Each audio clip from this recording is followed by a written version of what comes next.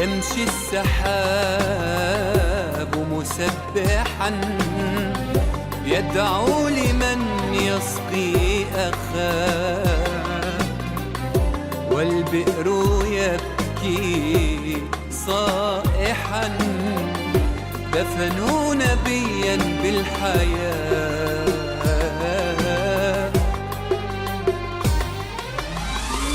الجبل يركع في خشوع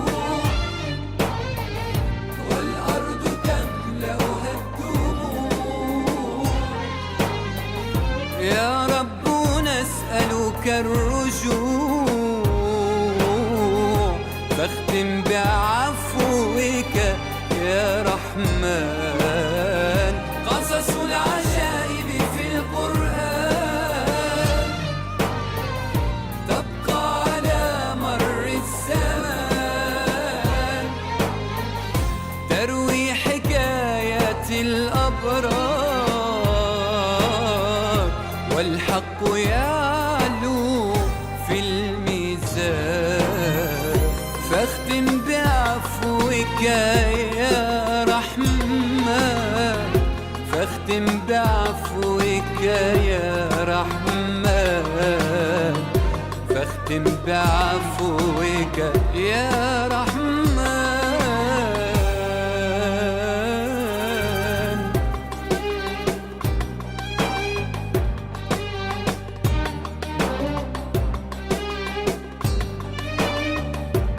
يا سيدي سمعا وطاعة.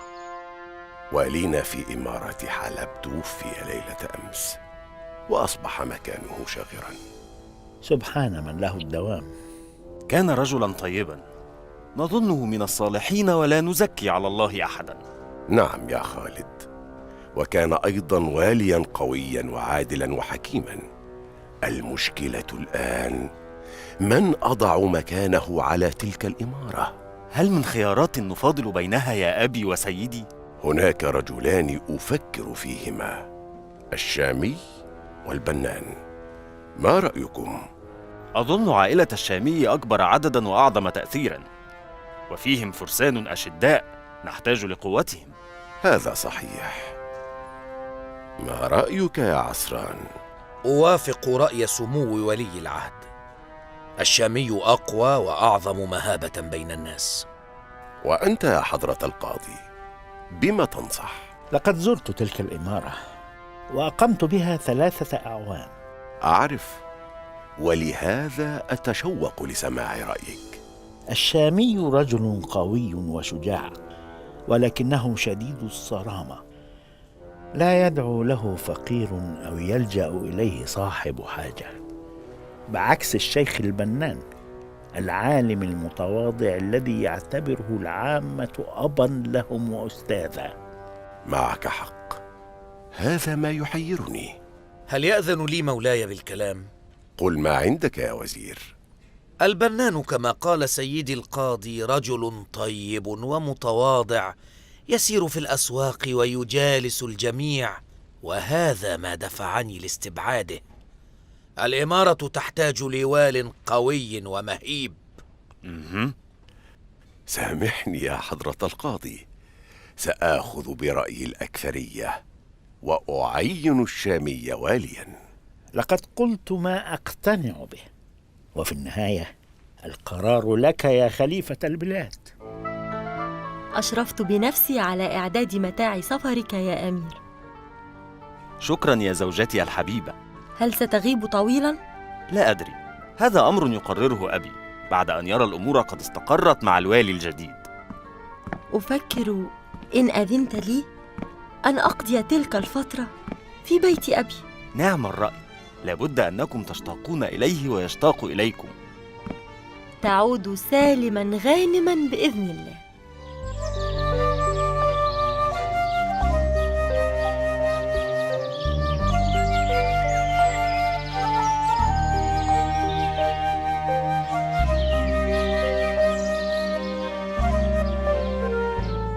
تفضلي هذه البذور، وغدا إن شاء الله تنمو أزهارك الجميلة. أشكرك يا جدي. وأنت يا صفي الدين، ستشرف على تدريب الخيول وإطعامها. بكل سرور. وأنت يا سلمى ماذا تريدين؟ أريد استكمال قصة أمس. توقفنا عندما دفن طعمة الدرع التي سرقها في حديقة بيت رجل يهودي يدعى زياد. زيد يا أمي، اسمه زيد. أحسنت يا صفاء، تتذكرين كل التفاصيل. لا، هي نسيت أهم شيء. وما هو؟ أن أقارب طعمة وأصحابه ذهبوا لرسول الله صلى الله عليه وسلم وشهدوا بأن السارق هو زيد اليهودي. نعم، فعلوا ذلك للأسف بدافع منع الفتنة وحقن الدماء بين الأوس والخزرج. وأرسل نبي الله صلى الله عليه وسلم نفرا من المسلمين ليفتشوا بيت زيد ويبحثوا عن الدرع المسروقة. لا تضيعوا وقتكم يا سادة، أنا لم أسرق شيئا. أعيدوا كل شيء مثلما كان. لا يوجد شيء بالبيت. لعله أخفى الدرع خارج البيت.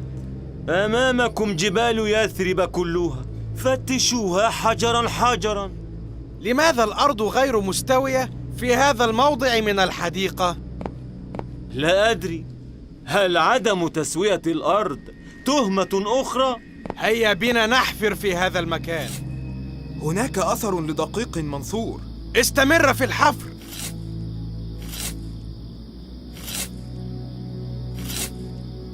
ها هو الجوال وبداخله الدرع. لا أفهم شيئا، كيف أتى إلى حديقتي؟ لماذا لم تخبرني بأنك سرقت الدرع يا زيد؟ اصمتي أيتها الحمقاء، إنها تمزح. أردت أن تستأثر بثمنه وحدك، أليس كذلك يا زيد؟ قلت اصمتي.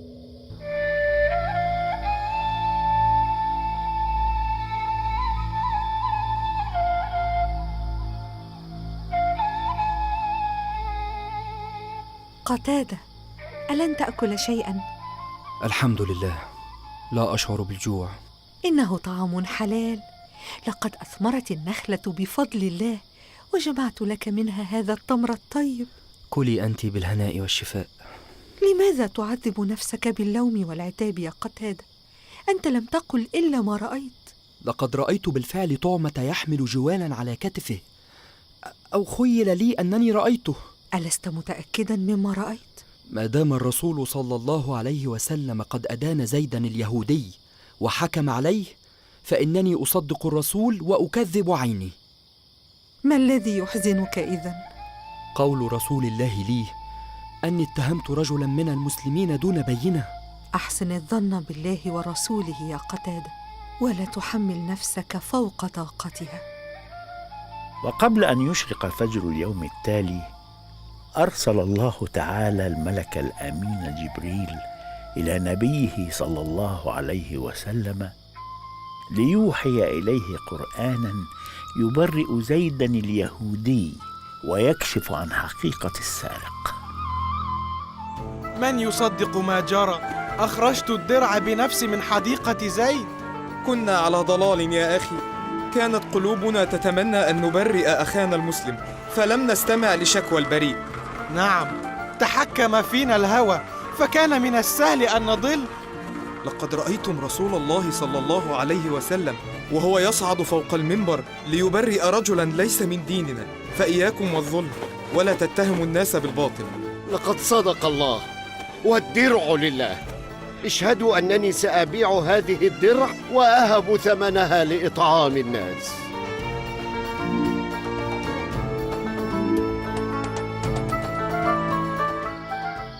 زيد، أما زلت غاضبا مني؟ لقد شككت أنني السارق يا رحيل. سامحني يا زوجي، رأيت الجوال بعيني مدفونا في حديقتنا. أتظنينني أسرق؟ لماذا لا تجيبين؟ ليس هذا هو المهم. وما هو المهم إذن؟ المهم هو هذا الدين العجيب الذي يهتم بتحقيق العدل ولو على حساب أتباعه. لقد نزل قرآن لأجل تبرئتك وإدانة المسلم. ألا تفكر في الأمر؟ ماذا تقصدين؟ أعلن إسلامي؟ مستحيل! سأظل على معاداتي لمحمد وأتباعه ما حييت. ورب موسى وهارون، إن ما قاله محمد على منبر المسجد ونقله لنا الناس لا يجعلني في حيرة. دعك من الحيرة وأحضري لي ما تبقى من لبن وعسل، فإن اتهامي بالسرقة قد جعلني أشعر بالجوع.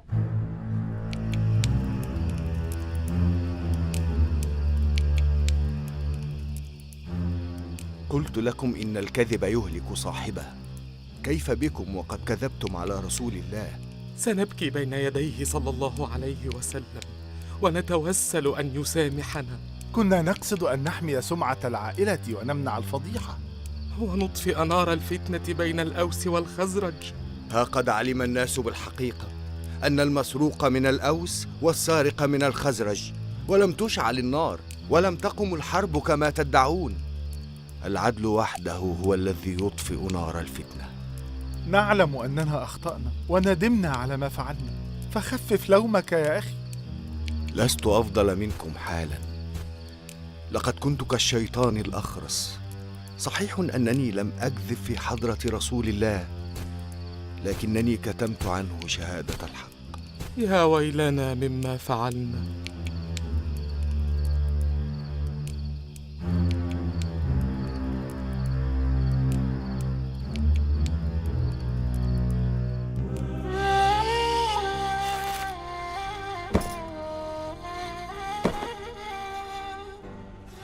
بسم الله الرحمن الرحيم. ومن يكسب إثما فإنما يكسبه على نفسه، وكان الله عليما حكيما. ومن يكسب خطيئة أو إثما ثم يرمي به بريئا فقد احتمل بهتانا وإثما مبينا. صدق الله العظيم. كنت أظن أن أصحاب طعمة فعلوا الصواب عندما تجنبوا الفتنة. كيف يكونون من المؤمنين في عهد الرسول ويرتكبون هذه الجريمة؟ النفس الإنسانية تحوي الخير والشر معا، وقد تكون حياتهم في الجاهلية وما اكتسبوه من عادات سيئة كانت أقوى في نفوسهم من الدين. وهل يستحق زيد الكاره للدين دليل براءة من القرآن الكريم؟ الله تعالى اسمه العدل، وهو يقضي بالعدل أيا كان المستفيد منه. نعم، وقد حدثتني كثيرا يا أبي عن عدل الفاروق عمر بن الخطاب رضي الله عنه. ما معنى الفاروق يا جدي؟ الفاروق هو الذي يفرق كالسيف ما بين الحق والباطل وما بين العدل والظلم، والإبطاء في تنفيذ العدل هو الظلم بعينه. ولهذا نزل القرآن في تبرئة زيد اليهودي قبل فجر اليوم التالي. والسارق طعم لم نعرف ماذا جرى له وكيف كان مصيره. سأحكي لكم، ولكنها حكاية طويلة. إذا نؤجلها للغد يا أبي، فموعد النوم قد حان. لا، بل أكمل يا جدي.